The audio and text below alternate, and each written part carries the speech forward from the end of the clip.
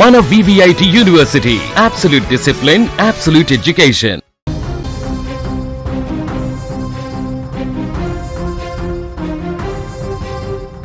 తెలుగు రాష్ట్రాల ప్రజలకు వాతావరణ శాఖ సంచలన హెచ్చరిక జారీ చేసింది. బంగాళాఖాతంలో క్షణానికి మారుతున్నటువంటి పరిస్థితులు ఇప్పుడు తీవ్ర ఆందోళన కలిగిస్తున్నాయి. నిన్నటి వరకు అల్పపీడనంగా ఉన్నటువంటి వ్యవస్థ ఇప్పుడు బలపడి వాయుగుండంగా మారింది. రాబోయే అటువంటి 24 గంటలలో ఇది మరింత తీవ్ర రూపం దాల్చబోతుంది. దీని ప్రభావంతో ఆంధ్రప్రదేశ్, తెలంగాణ రాష్ట్రాలను కారు మబ్బులు కమ్మేశాయి. పలు జిల్లాల్లో ఉరుములు మెరుపులతో కూడినటువంటి మోస్తారు నుంచి భారీ వర్షాలు కురిసే అవకాశం ఉందని అధికారులు స్పష్టం చేశారు. ఇప్పటికే పలు ప్రాంతాలలో వర్షం దంచుకొడుతోంది.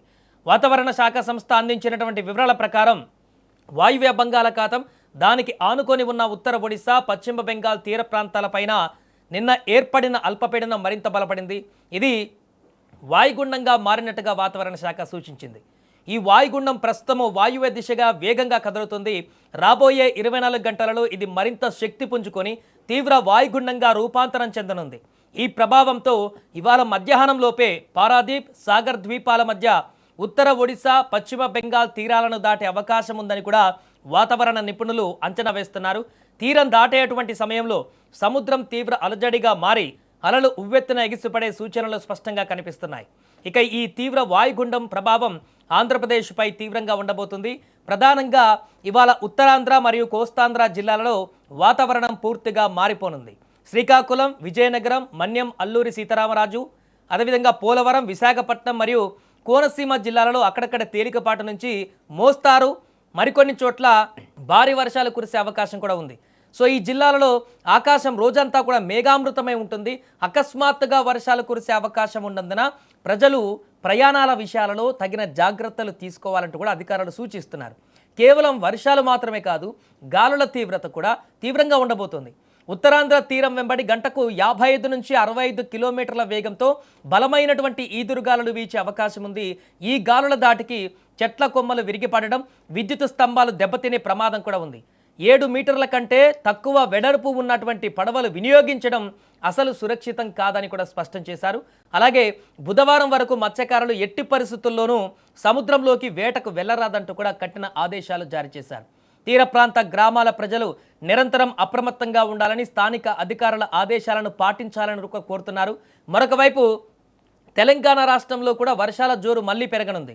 బంగాళాఖాతంలో వాయుగుండం బలపడడంతో తెలంగాణలోని పలు జిల్లాలలో ఇవాళ మోస్తారు నుంచి భారీ వర్షాలు కురిసే అవకాశం ఉందని హైదరాబాద్ వాతావరణ కేంద్రం తెలిపింది. హైదరాబాద్ సహా అన్ని ప్రాంతాలలో వర్షాలు కురుస్తాయని తెలిపింది. ముఖ్యంగా భద్రాద్రి కొత్తగూడెం, ఖమ్మం, జయశంకర్ భూపాలపల్లి, ములుగు, ఆసిఫాబాద్, మంచిర్యాల, పెద్దపల్లి జిల్లాలలో అక్కడక్కడ భారీ వర్షాలు కురిసే అవకాశం ఉంది. ఇప్పటికే తెలంగాణలో పలు జిల్లాలలో భారీ వర్షాలు కురుస్తున్నాయి. రాత్రి హైదరాబాద్లో భారీ వర్షం కురిసింది. భారీ వర్షానికి నగరం అతలాకుతలమైంది. భారీ వర్షం కారణంగా రోడ్లపైకి వరద నీరు వచ్చి చేరడంతో వాహనదారులకు తీవ్ర ఇబ్బందిగా మారింది. కొన్ని చోట్ల వరద నీరు రోడ్లపైకి వచ్చి చేరడంతో భారీగా ట్రాఫిక్ అంతరాయం ఏర్పడింది.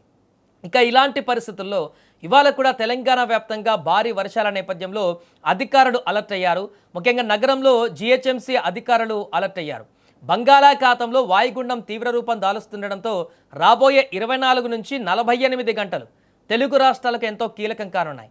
ముఖ్యంగా రైతులు, తీర ప్రాంత ప్రజలు, ప్రయాణికులు వాతావరణ మార్పులను గమనిస్తూ తగిన జాగ్రత్తలు తీసుకోవాలంటూ చెప్తున్నారు. విపత్తుల నిర్వహణ సంస్థ ఇచ్చే సూచనలను కూడా తప్పక పాటించాలంటూ చెప్తున్నారు. ఏదేమైనా కూడా ఈ సంవత్సరంలో అత్యధిక వర్షాలు లేకపోవడం ఆందోళన కలిగిస్తున్నటువంటి సందర్భంలో ప్రస్తుతం 2 తెలుగు రాష్ట్రాల్లో ఏర్పడినటువంటి వాతావరణ పరిస్థితులు అయితే భారీగా వర్షాలు వచ్చేటువంటి పరిణామాలకు దారితీస్తున్నాయి. కాబట్టి పూర్తిగా ఈ యొక్క భారీ వర్షాల కారణంగా ఇబ్బందులు కూడా ఏర్పడేటువంటి అవకాశం ఉంటుంది. కాబట్టి తగిన జాగ్రత్తలు తీసుకోవాలంటూ కూడా చెప్తున్నారు.